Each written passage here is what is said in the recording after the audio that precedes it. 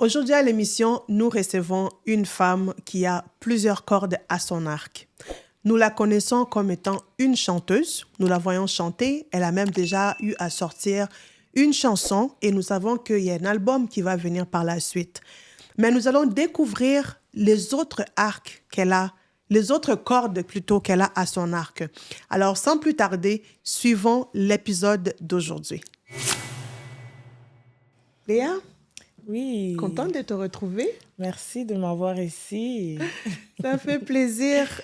J'étais vraiment contente. Je voulais en fait qu'on puisse faire connaître au public l'autre côté de la médaille qui est Léa Mozali. Ok. On te voit, je dirais qu'on te voit beaucoup sur les réseaux sociaux. Oui. Mais moi, je trouve que tu ressors plus le côté coiffeuse. Tu ressors plus le côté coiffeuse, le Ouais. côté styliste et Ouais. tout. Mais ce que les gens ne savent pas, c'est que tu es une grande chanteuse. Exactement. Alors pourquoi tu te caches? Non, je ne me cache pas. Bon, avec le temps, en tout cas, c'est... Mais je ne suis pas cachée, je suis là. Il y a juste beaucoup de choses que on doit manœuvrer, mais sinon, je suis là, je ne me cache pas. OK. Ouais. Alors, raconte-nous un peu comment est-ce que toute cette aventure entrepreneuriale a commencé? Comment est-ce que tu as commencé avec ton entreprise de Hair by Leia? Et puis, on sait aussi que tu es aussi une chanteuse. Ouais. Souvent, les gens ne savent pas, mais être chanteuse, c'est aussi être entrepreneur. Oui, exactement. Alors, comment est-ce que tu as commencé tout ça? D'où t'est venue la passion de chanter pour ensuite rentrer avec les cheveux? En fait, qu'est-ce qui a commencé avant l'autre? Les cheveux, la coiffure Ouais. ou le chant? OK. Alors, qu'est-ce qui a commencé avant l'autre? Je dirais que les deux ont pas mal commencé en même temps, je dirais. Coiffer, ben, j'ai toujours aimé tout ce qui est cheveux, tout ce qui est coiffure. Depuis que je suis toute petite, si je me rappelle, peut-être l'âge de 10 ans, 11 ans, déjà, j'avais mes poupées à la maison que j'aimais bien tresser mes poupées. Après, tu sais, je commençais à faire les cheveux de ma petite sœur. Après, je fais les cheveux de ma mère, de ma sœur. Donc, j'ai toujours aimé tresser, mais c'est un peu plus tard que maintenant, j'ai pris ça au sérieux. Côté musique, c'est la même chose. J'ai toujours... dès le bas âge, j'étais dans la chorale des enfants. C'est là où j'ai vraiment découvert comme l'amour pour la musique. Et puis après la chorale des enfants, même on m'a bougé de la chorale des enfants pour me mettre dans la chorale des adultes. J'étais comme la seule... Tu étais trop talentueuse. Exactement, tu vois. Donc, c'est comme ça que j'ai commencé à chanter à l'église avec les années. Puis, de fur et à mesure, j'ai développé un amour pour la musique. Puis, c'est comme ça. Je dirais vraiment, les deux ont commencé presque au même moment et puis ça a grandi au même moment aussi. Donc, je peux pas vraiment pointer quand est-ce que lequel a commencé avant l'autre, mais si je pense juste vite comme ça, je pense les deux ont commencé pas mal au même moment. Et comment est-ce que tu as transformé cette passion-là en entrepreneuriat, en entreprise? Alors, pour les cheveux, comme je disais, dès le bas âge, j'aimais déjà tresser et tout. Au début, je faisais ça juste comme parce que j'aimais ça. Je tressais mes poupées, je tressais ma petite sœur parce que ça me faisait plaisir, en fait. Mais c'est plus tard, tu sais, quand j'étais un peu plus...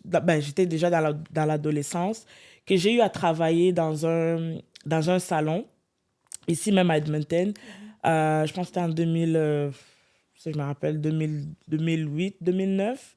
Il y avait une maman congolaise ici qui avait son salon. Et puis souvent, j'allais là-bas et puis je l'aidais à finir les bouts, à tresser. Donc, et puis je voyais à chaque fois que je faisais ça, tu sais, moi, je ne tressais pas nécessairement toute la tête, mais je l'aidais à finir. Et puis, à la fin, comme ça, elle me donnait comme un petit quelque chose. C'est là que j'ai commencé à dire, ah, c'est que tresser, là, ça peut amener un peu d'argent et tout. C'est là que j'ai dit, OK, laisse-moi non, laisse-moi prendre ça un peu plus au sérieux parce que là, j'étais rendue quand même bonne à tresser. Tu sais, je faisais des modèles, je faisais des trucs comme ça. Et puis là, j'ai commencé maintenant, à chaque fois que je faisais les cheveux, même de ma petite sœur, je prenais des photos et puis je mettais ça sur ma page Facebook. Je prenais des petites vidéos, je mettais ça sur ma page Facebook. Donc, c'est vraiment comme ça que ça a commencé. Et puis là, quand les gens voyaient ça sur ma page, ils me demandaient, oh, je ne savais pas que tu tressais, oh, est-ce que tu peux me tresser, tout ça, tout ça. Et puis, c'est comme ça, petit à petit, que ça a commencé. Et puis, tu sais, ça, avec le temps, j'ai décidé de prendre ça plus au sérieux. Et voilà, je me suis vraiment mise dedans. Et puis, j'ai pris vraiment ça au sérieux, au fait. Donc, c'est un peu comme ça que ça a commencé. Mais au début, c'était vraiment juste, je le fais parce que ben, ça me fait plaisir, puis j'aime ça, puis j'aime apprendre des nouvelles, des nouveaux trucs. Puis, ouais, c'est vraiment ça, au fait. Et avec tout ça, quand tu as vraiment commencé à le prendre au sérieux, ça remonte à quelle période? Ça fait combien d'années, à peu près? Je dirais disons 2013-2014. OK, une dizaine d'années. Ouais, c'est là que j'ai commencé vraiment à me dire, OK, je veux vraiment faire ça. Je veux faire ça plus, tu sais, plus côté tu sais, entrepreneuriat. Tu sais, avant, je le faisais, oh, ça me fait plaisir, je le fais pour mes soeurs, pour ma mère. Mais là, maintenant, je commençais maintenant à avoir des clients, je commençais à avoir des personnes qui me contactaient. Donc, je dirais 2014, c'est là vraiment, j'ai décidé vraiment de prendre ça plus au sérieux. Puis c'est là aussi j'ai commencé aussi à charger les gens parce qu'avant, je le faisais gratuitement. Ouais, d'avant, je le faisais gratuitement. Ou bien avant, je le faisais, ben, et puis je demande à la personne, juste donne-moi ce que tu as. Oh oui, oui, c'était comme ça là. Oh oui. Surtout pas devenu riche avec ça. Non, non, non, pas du tout. Donc oui, les débuts, c'était vraiment comme ça. Je faisais les cheveux et puis je disais, non, paye-moi. La personne va me demander, oh, alors combien je te dois? Je dis, ah non, paye-moi seulement, donne-moi seulement ce que tu as. Tu vois, c'était comme ça au début. Mais après ça, avec les années, j'ai commencé à prendre ça plus au sérieux. Et ouais, donc ça date d'au moins une dizaine d'années, je dirais. Ouais. Wow. Et comment ça évolue, comment ça avance? Ça avance bien. Quels sont les différents services que tu offres aussi avec ça? Alors, ça avance pas mal bien. Petit à petit, l'oiseau fait son nid, comme on le dit. Donc, ça avance bien. C'est sûr, il y a des défis, mais en général, ça avance bien. Alors, les services que Hair by Lea offre, alors, chez Hair by Lea, on fait des tresses. On fait les tresses, on fait les nappes, les cornrows, on fait les crochets, on fait les locks, on fait les plantes, même si aujourd'hui, c'est plus vraiment populaire. C'est ça, j'allais dire. Avant, c'était beaucoup plus populaire. Ouais. Maintenant, il y a les wigs, là. Maintenant, ça a remplacé ça. Mais tu sais, ce qui me fait rire, c'est que quand j'étais adolescente, on riait des gens qui portaient les perruques. Ah, oui, oui, oui, c'est vrai. On les appelait les tantines. Oui, ouais. Mais maintenant, c'est comme... C'est à la mode, c'est ça qui est à la mode. Mais je pense que c'est aussi parce que avant les genres de perruques, là, c'était aussi des perruques quand même. Non, c'était les perruques à la tantine. Vraiment, un côté, c'est court, l'autre côté, c'est long, ou bien une couleur ici, l'autre... Hey! Non, c'était pas... Bon, ça n'avait rien d'attirant, en fait, ça. pour que les jeunes puissent porter ça. Exact. Mais là, c'est vraiment, comme tu vois, vraiment un changement, une nouvelle façon de faire des couleurs qui attirent. Avant, c'était juste noir ou blanc, tu vois. C'est ça. Mais ou maintenant, rouge. Voilà. Rouge Bordeaux. Rouge. Mais maintenant, tu vois vraiment que il y a eu un travail de fait. Tu vois, un travail de fond en comble pour que les jeunes soient attirés, pour qu'on puisse vraiment voir que avec la perruque, c'est quand même versatile. Et même quand tu le portes, des fois, on ne sait même pas si c'est une perruque ou bien c'est des maintenant, greffes, là, maintenant, là, c'est rendu qu'il y a même des perruques. Tu portes comme ça, on va penser que c'est vraiment ton scalp. Tu vois? Donc, mais c'est ça, avant, c'était vraiment pas comme ça. Les perruques d'avant, c'était autre chose, là.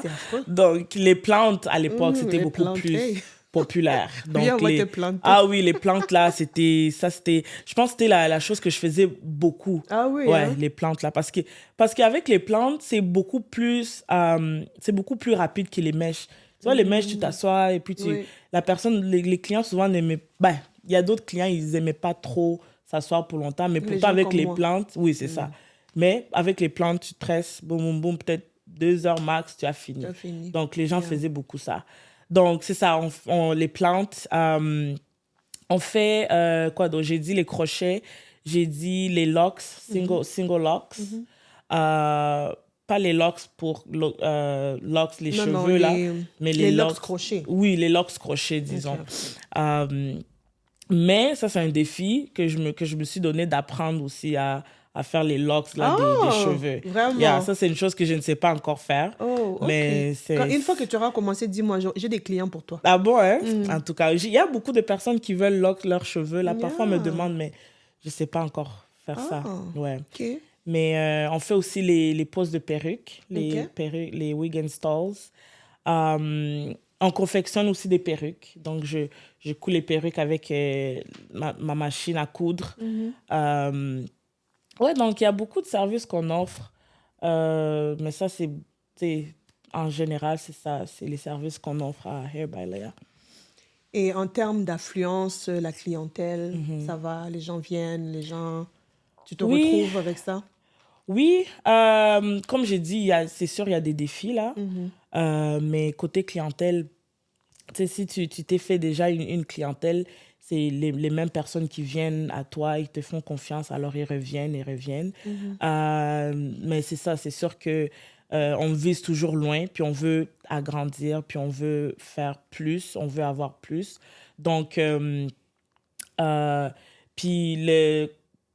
donc c'est ça. Si je peux parler comme par exemple des défis, les défis que j'ai en ce moment, c'est peut-être l'endroit ou une place. J'ai pas encore vraiment une place disons, de fixe. Un salon. Oui, un salon. Donc, je le fais chez moi au sous-sol. J'ai arrangé mon petit salon au sous-sol. Mais parfois aussi, c'est pas évident. Donc, mais en tout cas, c'est sûr qu'on veut grandir puis on vise loin. Donc, ça, c'est pour le moment, mais la vision, elle est beaucoup plus grande. OK. Donc, tu cherches à t'établir dans un lieu fixe, un salon. Exact. Bien que là, c'est toujours dans un lieu fixe, c'est au sous-sol. Mais tu sais, plusieurs entreprises, les grandes entreprises d'aujourd'hui ont commencé dans leur sous-sol. Oui, c'est vrai. Ils ont commencé dans leur salon, d'autres sur leur table de cuisine. Oui, c'est vrai. Alors, et ça, c'est quelque chose que je dis souvent aux femmes que je coach. Oui. Qui, des fois, il y en a même qui ne savent même pas qu'elles sont entrepreneurs. Mais tu vas les voir, elles sont en train de vendre les beignets, elles font la vente des perruques, elles font les cheveux, elles font la cuisine chez elles, mais elles ne se définissent pas comme étant entrepreneurs. Alors, je dois déjà leur expliquer que tu es une entrepreneur. Quelqu'un qui entreprend, quelqu'un qui offre un service, un produit en échange de l'argent, tu es un entrepreneur. Et souvent, les gens ont cette conception que pour que je sois reconnue comme un entrepreneur, je dois absolument avoir un magasin, une boutique, dehors, fixe. Un endroit. Mais le sous-sol de chez toi, c'est une place? C'est un endroit fixe. C'est ça, en fait, comme on dit, ta location. Mais après, quand tu mettras tes idées en place, quand tu vas évoluer, quand tu vas grandir, là, tu vas passer à quelque chose de plus grand. Mais on appelle ça l'évolution. C'est ça. Mais tu ne peux pas vouloir, dès le départ, avoir une entreprise à la Amazon, par exemple. Exact, c'est ça. Eux aussi ont commencé quelque part. Eux aussi ont commencé petit. Alors, c'est vraiment important de parler de ça, de faire comprendre aux gens que il n'y a pas de gêne, il n'y a pas de honte à commencer dans ton sous-sol. Parce que tu commences avec ce que tu as déjà. Tu commences avec ce que tu as, exactement. Et c'est à partir de là qu'un peu, tu vas grandir, tu vas monter. C'est comme ça la vie. C'est comme ça la vie. Et c'est vraiment ça. Avec tout ça maintenant, comment tu combines avec le chant? Donc là, on quitte le domaine de la coiffure, de l'esthétique, et on va vers le chant. Comment maintenant tu allies les deux mondes ensemble? Alors, déjà, c'est deux mondes complètement différents. Opposés. Opposés complètement. Alors, moi, je dirais, c'est vraiment time management, you know.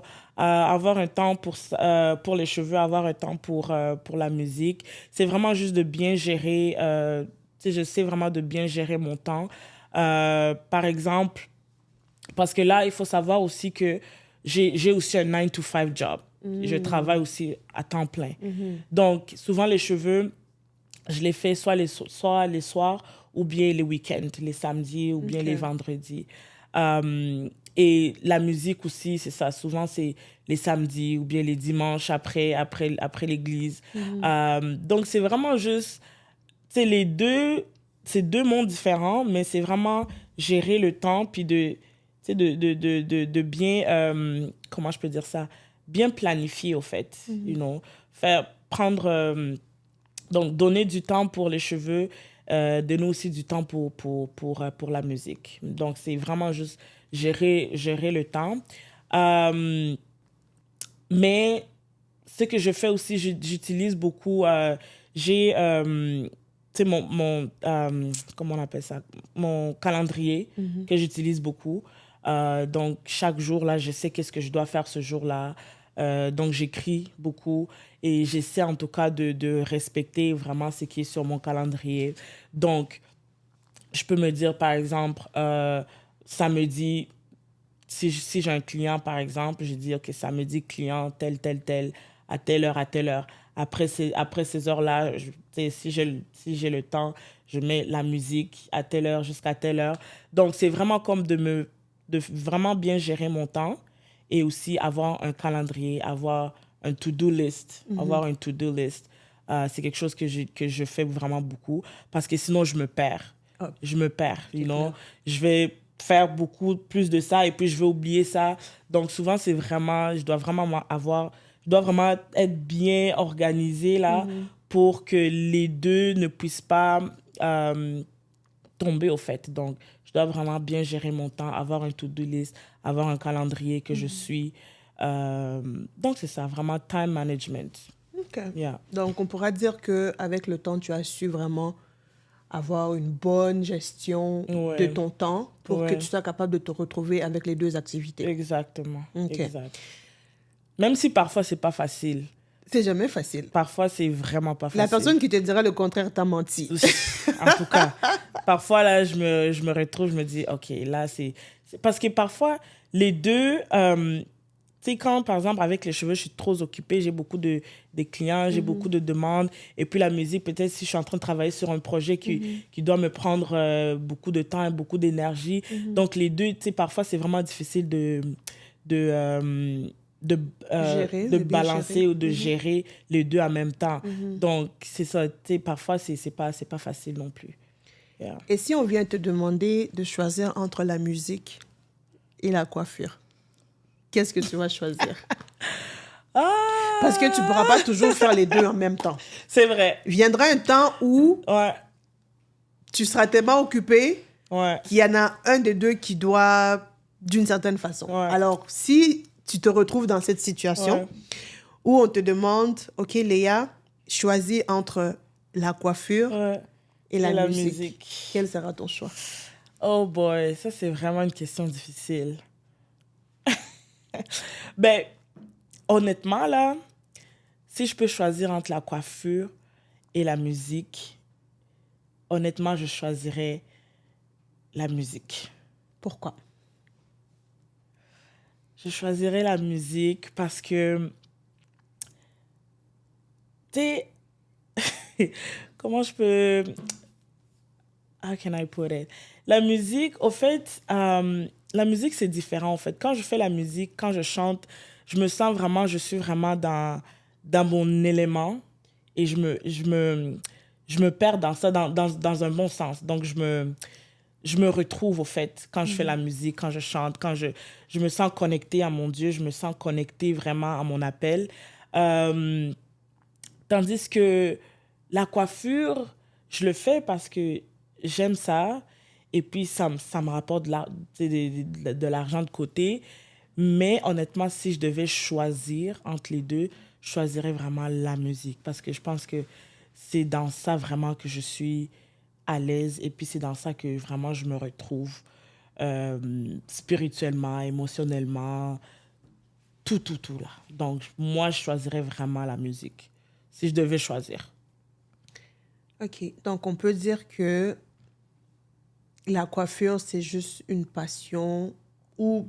Bon, entre les deux, c'est c'est laquelle ta passion? Entre la musique et la coiffure. Est-ce qu'on peut dire que par rapport à ta réponse, est-ce qu'on peut dire que la coiffure, c'est juste en attendant?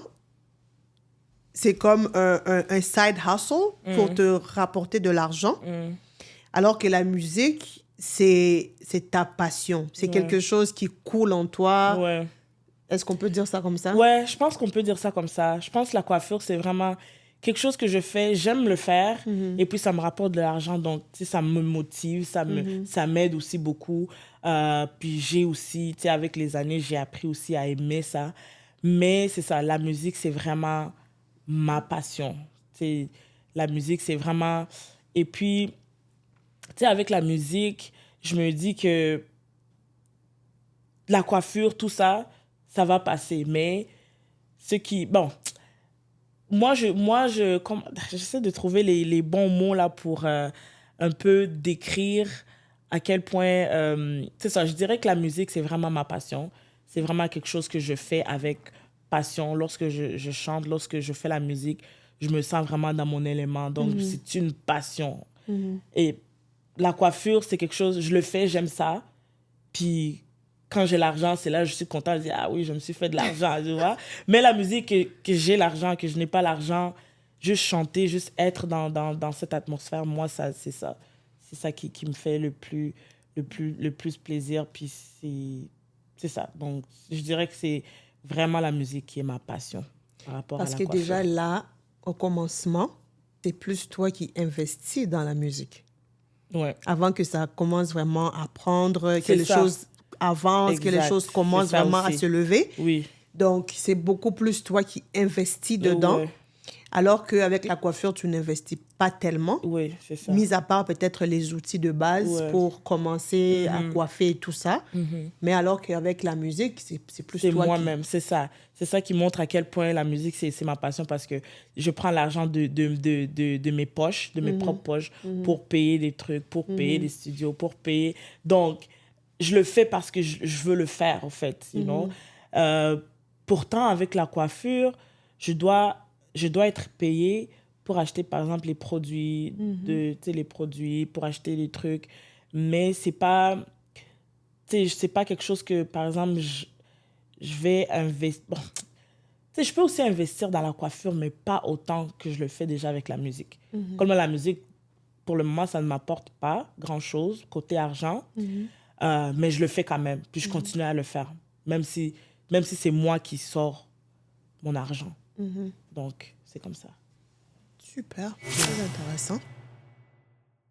Alors, nous allons regarder cette image qui va suivre et on vous revient tout de suite après.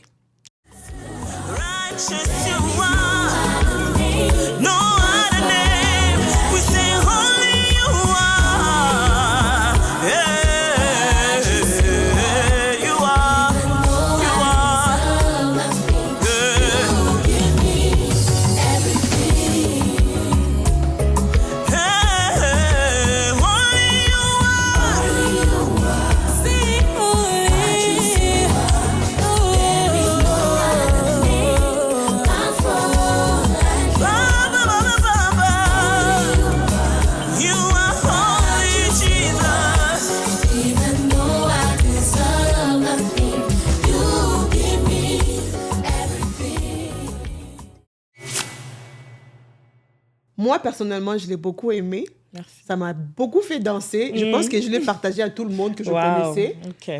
Parce que, d'abord, j'étais tellement fière. J'étais comme, oh mon Dieu, une de nous a sorti son single. C'était comme une grosse affaire, en fait, tu vois. Ouais. Donc, je l'ai partagé partout. Maintenant, moi, je veux savoir, tu nous as sorti Cheza. On a dansé fatigué, on a dansé. Donc, on a conjugué le verbe danser dans tous les temps. Maintenant, on le conjugue au passé. Alors, à quoi est-ce qu'on peut s'attendre? Quand est-ce que tu vas nous sortir peut-être Cheza numéro 2 ou bien carrément, là, je viens d'apprendre qu'un EP, c'est album, c'est quoi même? EP, c'est quand? C'est quelque Mini-album. Mini-album, bon, merci. Alors, on a eu le single. Ouais. Quand est-ce qu'on va avoir soit le mini-album, soit carrément l'album? Parce que moi, j'ai toujours dit que tu es une chanteuse talentueuse. Et tu sais que je ne flatte pas les gens. J'ai toujours dit qu'il y a, il y a une matière à l'intérieur, on doit extirper ça vraiment du plus profond. Yes, Alors, quand est-ce que tu vas nous sortir un album, mini-album, appelle ça comme tu veux, mais quand est-ce que tu vas nous donner la suite de Cheza? Bon, déjà, il faut continuer de Cheza. Il faut continuer à savourer Cheza. Bon, ça fait 2 ans qu'on l'a savouré. Ça fait 2 ans qu'on savoure Cheza. Il faut nous donner autre chose à savourer. Non, non, en tout cas, ça s'en vient. Vraiment, il y a des bonnes choses qui s'en viennent. Et puis, par la grâce de Dieu, en tout cas, on va sortir beaucoup de chansons là, très, très bientôt, là. Très, très bientôt même, là. Donc, Cheza, oui, ça date déjà de 2 ans, là. Et puis, c'est ça, il y a eu comme un sommeil musical, si je peux dire ça comme ça. Mais là, on est en train de se réveiller, là. On est en train de revenir encore plus fort, avec beaucoup de projets, beaucoup de bonnes choses. Donc, en tout cas, Dieu est vraiment à l'œuvre et je crois vraiment que y a un album qui s'en vient, plein de bonnes choses qui s'en viennent. Donc, on va Cheza, on va jump, on va tout faire pour la gloire de Dieu. Donc, en tout cas, bientôt, il y a déjà des chansons qui sont là. En tout cas, on attend seulement le temps de Dieu. Mais c'est pour très bientôt. Il y a beaucoup de projets qui sont là. Mais qu'est-ce qui a fait tout ce... Parce que je me rappelle, tu avais sorti des covers aussi. Tu avais sorti des covers. Et puis ensuite, on a eu Cheza, la chanson Cheza. Ouais. Mais qu'est-ce qui a fait qu'il y a eu ce sommeil-là, comme tu l'appelles quand même? Qu'est-ce qui a fait que les choses se sont endormies? OK. Quels ont été les défis reliés à ça? OK. Alors, j'étais partie pour les études à Winnipeg.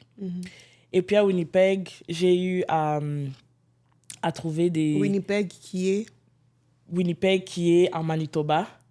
Qui est au Canada? Qui est au Canada. Pour les gens qui ne savent pas. Oh, OK, oui. Winnipeg, c'est au Canada, dans la province de Manitoba. Voilà. Donc, c'est ça, j'étais là-bas pour au moins 4 ans, presque 5 ans. Et puis, tu sais, en tout cas, selon moi, là, il y a toute une différence de comment est-ce que le monde de la musique là-bas fonctionne et ici à Edmonton. Là-bas, c'est vraiment... Il y a ce mouvement-là, au fait. Il y a ce mouvement-là des musiciens, il y a ce mouvement-là des chantres, il y a ce mouvement-là des concerts. On avait des concerts, on avait des nuits de worship night. On avait... Wow. Donc, tu es vraiment dans ce mouvement-là, au fait. Puis moi, ça me motivait à faire beaucoup de la musique parce que j'avais des gens autour de moi qui me poussaient. Et aussi, il y avait des gens autour de moi. Donc, j'avais...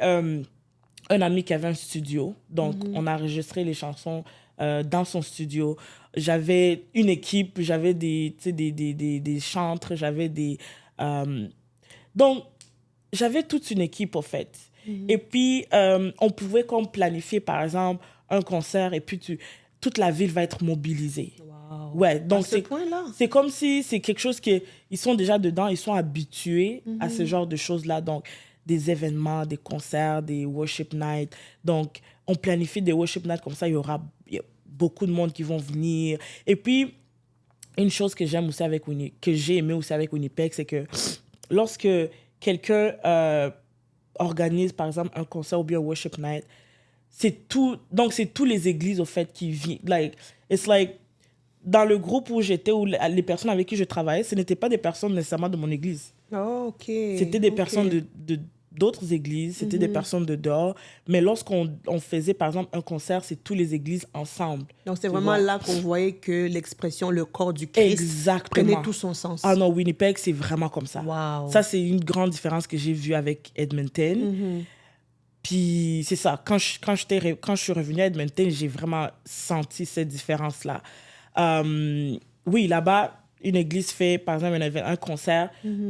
Les personnes qui sont en train d'organiser, ils vont aller en église pour aller donner des flyers pour aller annoncer. Et puis, c'est tous les églises qui vont venir ensemble pour supporter, tu vois. Et puis, ce groupe-là, les gens avec qui je travaillais avec, c'était vraiment des gens de d'autres églises.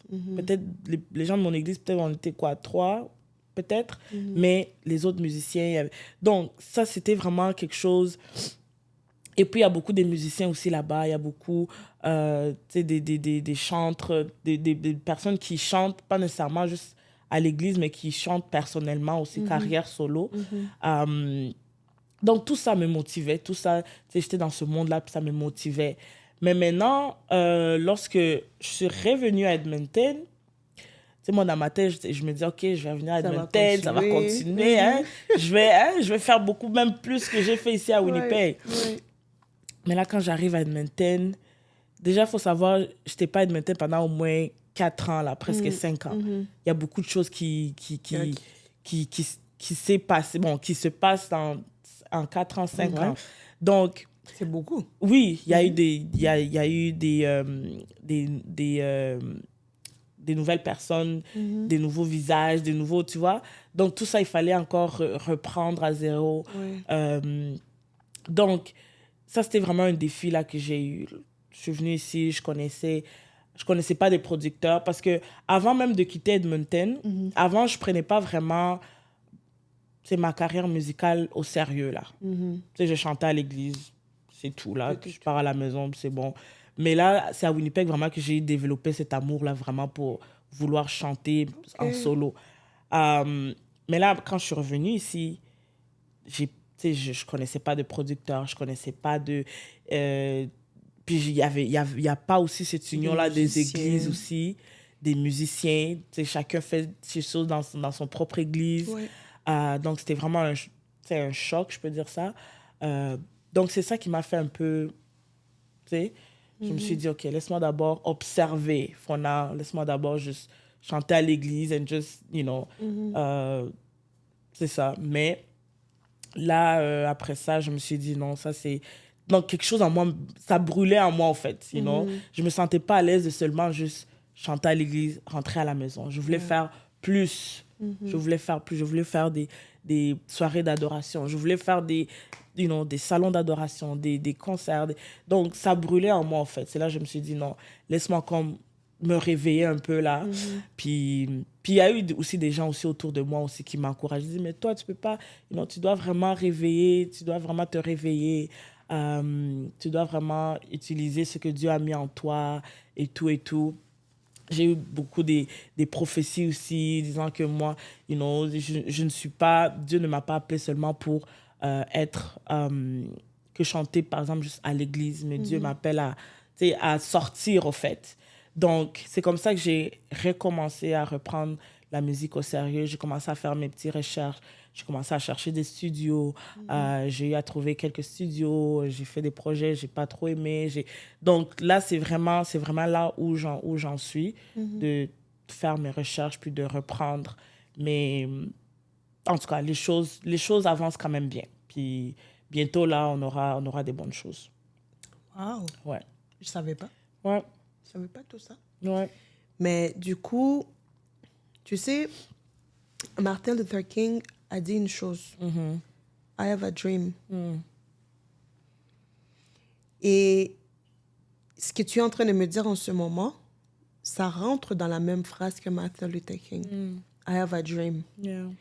Et tu as un rêve. Ton rêve, d'abord de un, c'est de voir les églises, le corps du Christ à Edmonton être aussi rassemblés que c'était le cas à Winnipeg. Yes.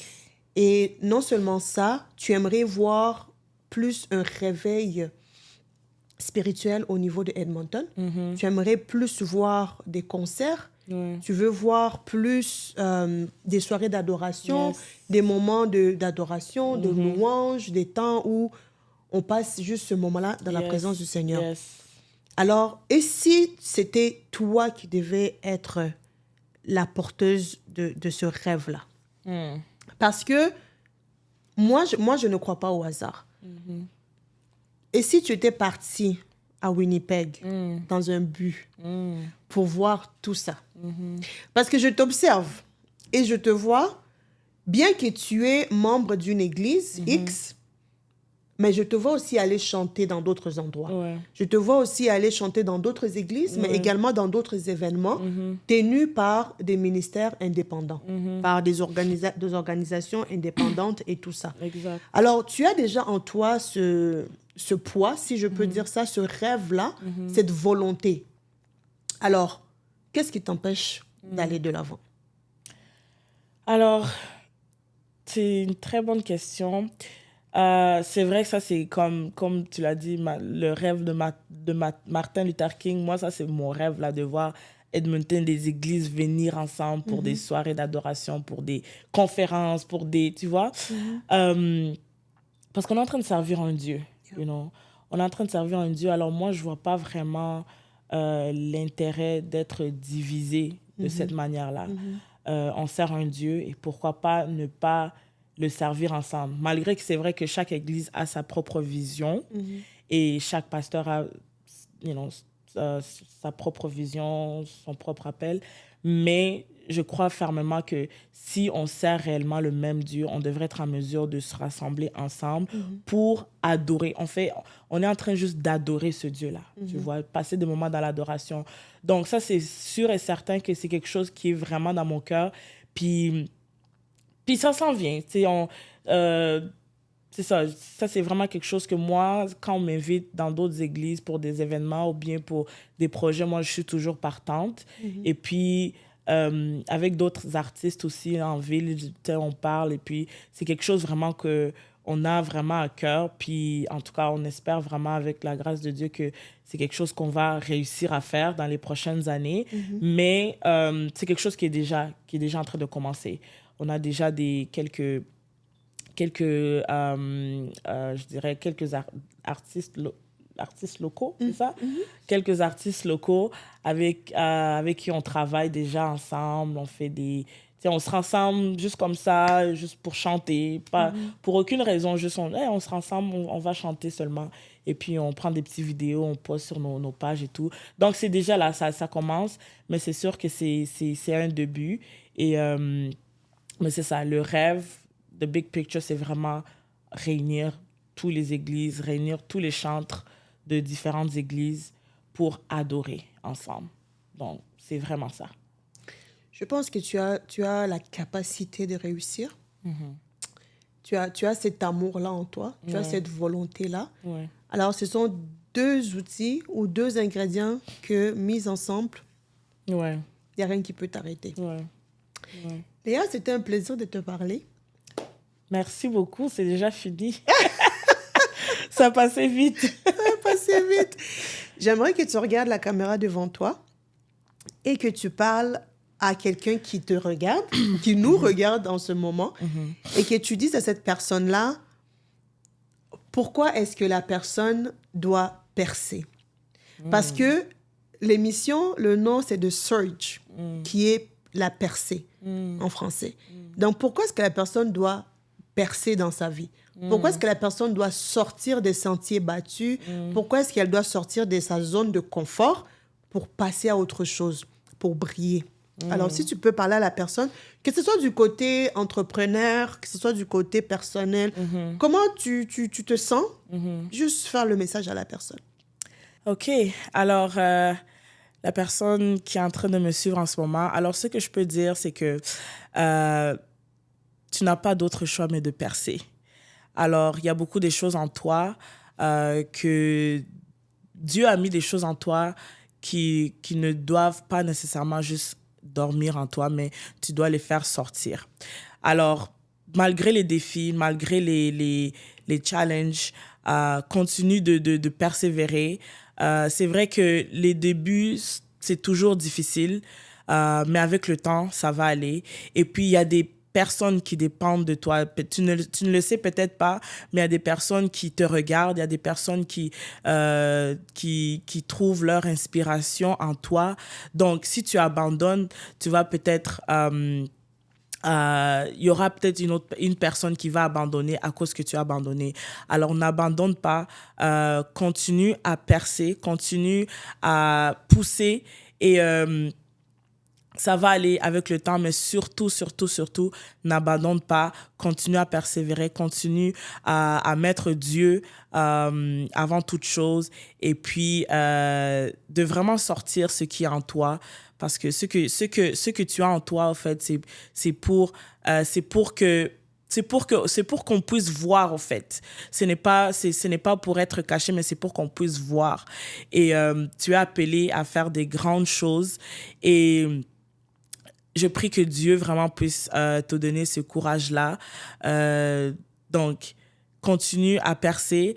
Et aussi, tu es né pour briller. Donc, une étoile, on ne la met pas en dessous d'une table. Une étoile, elle est... Donc, une étoile, elle est faite pour briller, pour être là-haut, pour percer, au fait. Donc, c'est ça, c'est ce que je peux dire. Continue et surtout, n'abandonne pas parce que tu es une référence pour quelqu'un. Wow, quel beau message. Alors, merci beaucoup à vous qui nous avez suivis aujourd'hui. C'était Safia Bella pour l'émission de Surge, la percée. Et on se dit à la prochaine. N'hésitez pas à vous abonner, à partager cette émission. Il y a sûrement quelqu'un quelque part qui a des idées, qui a envie de percer, qui a envie de monter dans sa vie, de sortir de sa zone de confort, mais qui ne sait pas comment. Alors peut-être qu'en regardant cette émission, cette personne-là va avoir la motivation qui lui manquait pour pouvoir sortir de cette zone. Alors, nous nous retrouvons la prochaine fois. En attendant, continuons de briller ensemble.